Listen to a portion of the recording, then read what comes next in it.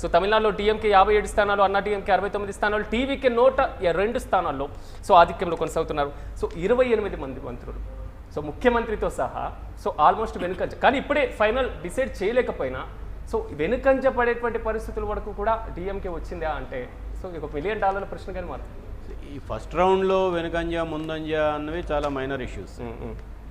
ఎందుకంటే మనం ప్రతి కాన్స్టిట్యున్సీలోనూ ఎన్ని రౌండ్లు నిర్ణయించాలో 10 రౌండ్లు, 15 రౌండ్లు, 20 రౌండ్లు ఉంటాయి. ఆ ఫస్ట్ రౌండ్లో నువ్వు ఓపెన్ చేసే బ్యాలెట్ బాక్స్ ఆ కాన్స్టిట్యున్సీలో ఏ ప్రాంతం నుంచి ఓపెన్ చేస్తున్నావు అనేది కూడా ఉంటుంది.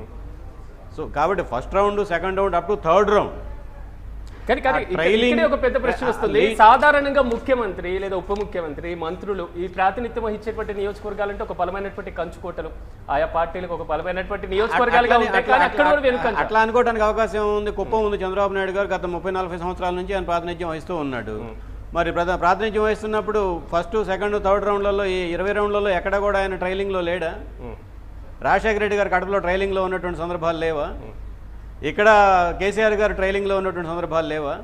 కాబట్టి అది ఈ ప్రైమరీ ఇనీషియల్ స్టేజ్లో వస్తున్నటువంటి ట్రైలింగ్ని మనం పెద్ద హైప్ చేసి ఫైనల్ కౌంటింగ్లో 19th రౌండ్లోనో 18th రౌండ్లోనో వచ్చేటువంటి ట్రైలింగ్ తోటి పోల్చి మనం చర్చించినందువల్ల ఇప్పుడే మనకు ఒక కంక్లూజన్కి రాలేం. So we have to wait and see.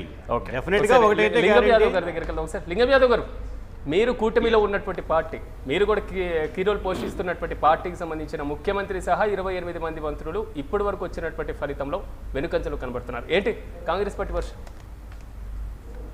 Definite గానే ఇంతకుముందుకే చెప్పినప్పుడు పెద్దలు కూడా చెప్పినప్పుడు early trends, so late weights, మాకు నమ్మకం ఉంది.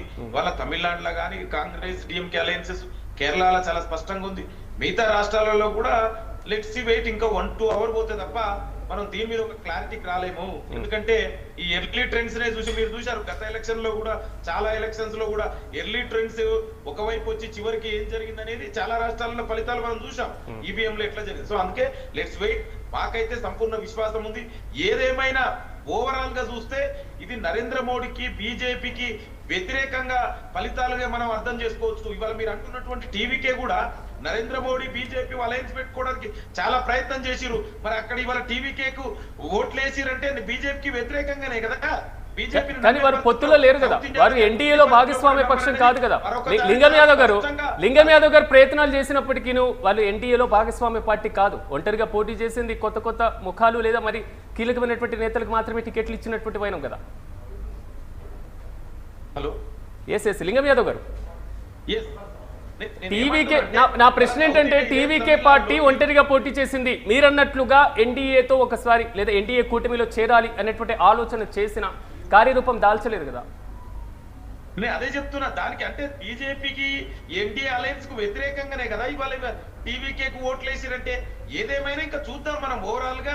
నేనేమంటే సౌత్ ఇండియాలో బీజేపీని నమ్మే పరిస్థితిలో లేరు వాళ్ళు. ఏదైతే డీలిమిటేషన్ పేరు మీద కేంద్ర బడ్జెట్ లో, అదే విధంగా సౌత్ ఇండియా లాంగ్వేజెస్ ని, కల్చర్ ని అవమానిస్తున్నారో ఇవాళ సౌత్ ఇండియా ప్రజలు చాలా స్పష్టంగా తీర్పిచ్చారు. ఇవాళ కేరళ గానీ, తమిళనాడు గానీ మేజర్ రాష్ట్రాలైనటువంటి, సో డెఫినెట్ గా బీజేపీని ఇక్కడ నమ్మే పరిస్థితిలో ఇక బీజేపీకి ప్రధానంగా. సో చూద్దాం లింగం యాదవ్ గారు, మీరు అన్నట్లుగా కాంగ్రెస్ పార్టీ ఇంకా వేచి చూసేటువంటి ఫలితాల్లో వస్తే ఆలస్యం అమృతం కాబోతుందా లేదా విషయంగా మారబోతుందో మనం కూడా వేచి చూద్దాం. ఎస్, మాతో పాటు పార్టిసిపేట్ చేసినందుకు మీకు కూడా ప్రత్యేకమైనటువంటి కృతజ్ఞతలు. ఎస్, ఎలా చూడొచ్చు అంటారు? అంటే ఇంకా ఆలస్యం ఉంది కదా, అమృతం ఉంటుంది కదా, లేదా అది విషయంగా మారుతుందేమో అన్నటువంటి ధోరణిలో కూడా కనబడుతుంది. ఈ కోవని ఎలా చూడండి? ఎన్నికలైన తర్వాత గెలుపోవటంలో సహజం. అయితే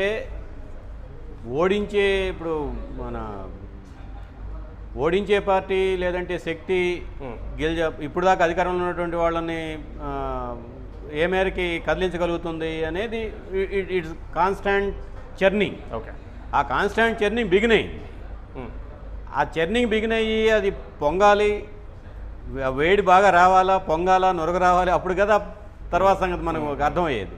so it takes time. At least మనకు ఇంకా 50% of the counting, regular counting పూర్తయిన తర్వాత కానీ ఈ ట్రెండ్స్ అన్నింటినీ ఒక స్టాండర్డ్ ట్రెండ్స్ కింద, yes it's a definitive trend అనేది కింద మనం నిర్ధారణ చేసుకోవడానికి అవకాశం లేదు. మీ దగ్గర నుంచి నాకు ఒక ప్రశ్నకి సమాధానం కావాలి. ఇప్పటి వరకు ఉన్నటువంటి దాంట్లో డిఎంకే బలమైనటువంటి సంక్షేమ పథకాలను నమ్ముకుంది. సో సో మాకు సంక్షేమ పథకాలే గెలిపిస్తాయని. కానీ సామాజిక సమీకరణాలు లేదా సామాజిక పరమైనటువంటి అంశాలు ఏ పార్టీ మీద ఎక్కువ ప్రభావం చూపించేటువంటి అవకాశం ఉండొచ్చు? ఇప్పటి వరకు సాగుతున్నటువంటి దాంట్లో ఆ ప్రభావం ఏదైనా కనపడుతుందా? సామాజిక అంశాలు లేదంటే సామాజిక సమీకరణలు, సంక్షేమ అంశాలు వీటన్నిటికంటే కూడా నేను ఇందాక చెప్పినట్లుగా ఒక 50 సంవత్సరాల పాటు ఒక కామన్ ప్యాటర్న్ చూసినటువంటి తమిళనాడు ప్రజానీకం ఆ పై తరంలో ఉన్నటువంటి వాళ్ళు పాత ఎంజీఆర్ మీద అభిమానంతోనో, కరుణానిధి మీద ఉన్నటువంటి అభిమానంతోనో, ఇంకా పెరియార్ మీద ఉన్నటువంటి ఆ విలువలతోనూ ఉన్నటువంటి వాళ్ళు అట్లా ఆగిపోయినారు. కానీ కొత్తగా వస్తున్నటువంటి వాళ్ళకి డైనమిక్ వరల్డ్ కనిపిస్తోంది.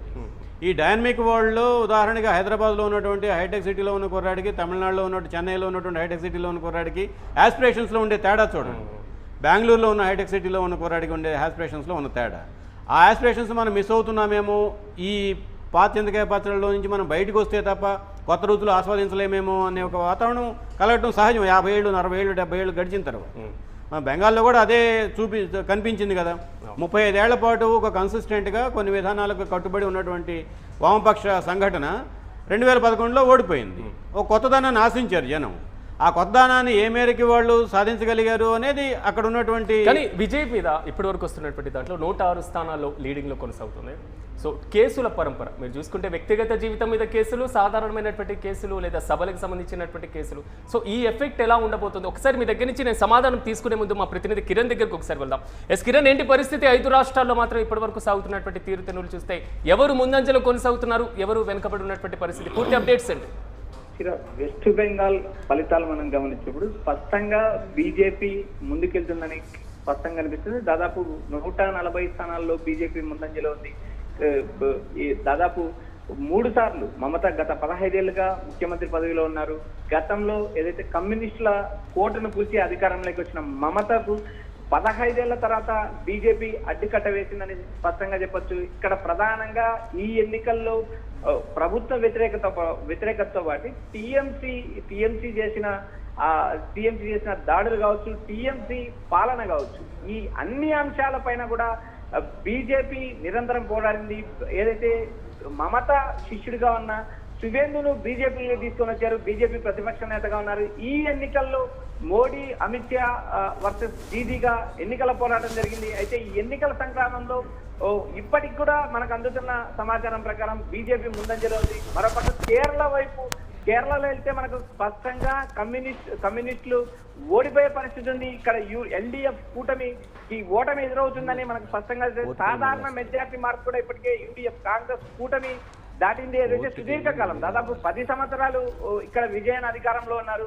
10 సంవత్సరాల తర్వాత ఏదైతే కాంగ్రెస్ అధికారంలోకి రాబోతుంది 2016లో కేవలం 5 సీట్లతో అధికారం పోగొట్టుకున్న కాంగ్రెస్ మళ్ళీ అధికారంలో రావడానికి 10 ఏళ్ళు ఎదురు చూడాల్సిన పరిస్థితి ఉంది. ఇటు పుదుచ్చేరి వైపు వెళ్ళినప్పుడు మనకు అక్కడ స్పష్టంగా ఎన్డీఏ కూటమి ఆధిక్యంలో ఉంది. ఎన్డీఏ కూటమి మెజార్టీ మార్క్ సాధిస్తుంది.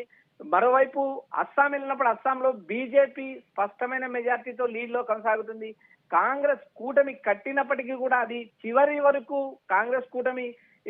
వరకు దోబూచులాడుకుంటూ చివరిలో ఎన్నికలకు ముందు కూటమి కట్టారు. అయితే ఒక్క ఇయర్ ముందు గాని కాంగ్రెస్ పార్టీ కూటమి కట్టింటే ఏదైతే అస్సాంలో రాజకీయ పరిణామాలు మారేవి. కాంగ్రెస్ నుంచి బీజేపీలోకి వెళ్ళిన హిమంత బిశ్వ శర్మ 2 సార్లు పార్టీని అధికారంలోకి తీసుకొచ్చారు. 3వసారి ముచ్చటగా అధికారంలోకి బీజేపీ రాబోతుంది. తమిళనాడు వ్యవహారం చూసినప్పుడు మనకు తమిళనాడులో స్పష్టంగా కనిపిస్తుంది విజయ్ హవా కనిపిస్తుంది. దాదాపు 106 స్థానాల్లో విజయ్ ఆధిక్యంలో కనబడుతున్నారు.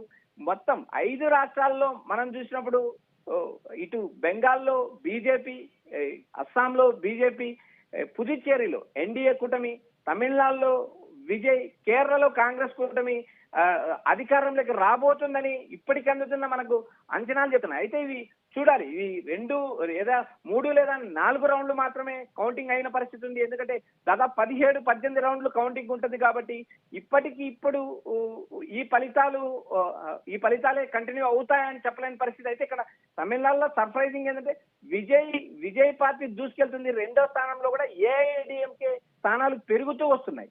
క్రమేపీ ఏఐడిఎంకే కూడా పుంజుకునే పరిస్థితి ఉంది. ఇప్పటికీ 118 స్థానాలు, ఏదైతే తమిళనాడులో 118 స్థానాలు మ్యాజిక్ ఫిగరు. అయితే 106 స్థానాల వద్ద విజయ్ ఉన్నారు. దాదాపు 71 స్థానాల వద్ద ఏఐఏడిఎంకే ఉంది. 3వ స్థానంలో అధికార డిఎంకే ఉంది. డిఎంకే వ్యవహారాన్ని మనం ఒకసారి గమనించినప్పుడు సీఎం స్టాలిన్ తో సహా 28 మంది మంత్రులు వెనుకంజలో ఉన్నారు. ఇది ఒక మార్పు అనేది మనకు స్పష్టంగా కనిపిస్తుంది. మరోపక్క ఏఐడిఎంకే తర్వాత ఏదైతే విజయ్ నేరుగా ప్రకటన కూడా ఇచ్చారు, మనం చూసాము. తాను ఒంటరిగానే ప్రభుత్వాన్ని ఏర్పాటు చేస్తాను, ఎవరు మద్దతు ఇచ్చినా తీసుకుంటానంటూ విజయ్ ప్రకటన కూడా మనం చూసాము. అయితే ఖచ్చితంగా విజయ్ గెలవబోతున్నారంటూ ఒక టీవీకే కార్యాలయాల వద్ద భారీ సంబరాలు చేస్తున్నారు. ఇటు అన్నా డిఎంకే కార్యాలయం మొత్తం బోసిపోయింది. ఏదైతే విజయోత్సవాలు రద్దు చేసుకున్నారు, అక్కడ ఉన్న టెంట్లతో సహా డిఎంకే కార్యకర్తలు ఇప్పటికే పీకేయడం జరిగింది. ఏడిఎంకే 2వ స్థానంలో కొనసాగుతుంది, డిఎంకే 3వ స్థానంలో కొనసాగుతుంది. విజయ్ 106 స్థానాల్లో మొదటి స్థానంలో ఉన్నారు. ఏఐడిఎంకే 74 స్థానాల్లోను, డిఎంకే 50 స్థానాల్లో 3వ స్థానంలో ఉంది. ఇది సైలెంట్ వ్యతిరేకత. ఎందుకంటే ఓటరు బయటికి రాకోకుండానే తన వ్యతిరేకతను చూపాడని మనం స్పష్టంగా చెప్పొచ్చు. బెంగాల్లో కూడా క్లియర్ గా ప్రభుత్వ వ్యతిరేకత స్పష్టంగా కనిపిస్తుంది. గత 15 ఏళ్లుగా మమత అధికారంలో ఉన్నారు.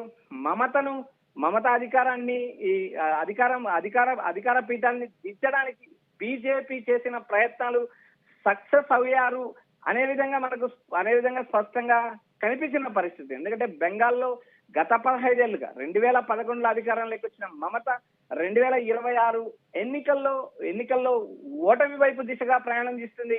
దాదాపు బీజేపీ ఇప్పటికే 140 స్థానాల ఆధిక్యంలో కొనసాగుతుంది. మరోపక్క కేరళ వరకు కమ్యూనిస్టులు స్పష్టమైన మెజార్టీ మార్కు దిశగా వెళ్తున్నారు.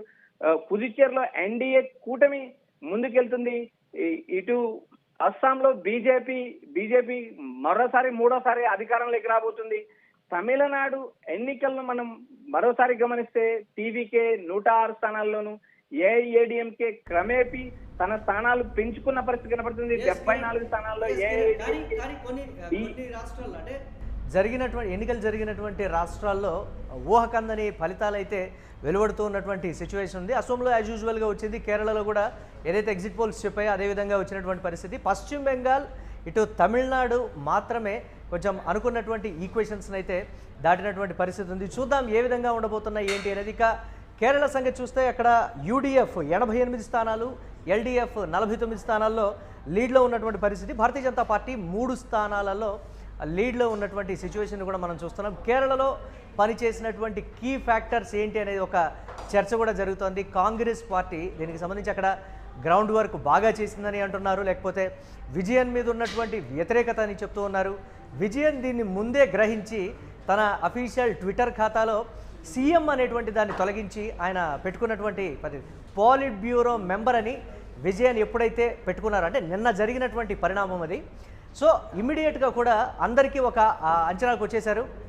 అక్కడ విజయన్ ఓటమి ఖాయం, అక్కడ యూడిఎఫ్ గెలవబోతోంది అని విజయనే ఒక ఇండికేషన్ ఇచ్చినట్లుగా అయితే మనం కేరళానికి సంబంధించి అయితే చూస్తూ ఉన్నాం. అక్కడ 88 స్థానాలతో యూడిఎఫ్ లీడ్లో ఉంది, ఎల్డిఎఫ్ 49, భారతీయ జనతా పార్టీ 3 స్థానాల్లో లీడ్లో ఉన్నటువంటి పరిస్థితి అయితే ఉంది. ఇటు తమిళనాడు, పశ్చిమ బెంగాల్ ఎగ్జిట్ పోల్స్ అంచనాలు ఒకరిద్దరు ఇచ్చినటువంటి సర్వేలు తప్ప మిగతా అన్నిటినీ కూడా తలకిందులు చేస్తూ తమిళనాడు, పశ్చిమ బెంగాల్కి సంబంధించి మనమైతే చూస్తున్నాం. టీఎంసీకి 122, భారతీయ జనతా పార్టీ 145 స్థానాల్లో లీడ్లో అయితే కొనసాగుతున్నటువంటి పరిస్థితి వెస్ట్ బెంగాల్కి సంబంధించి. ఇక తమిళనాడు మనం చూస్తే 50 స్థానాలు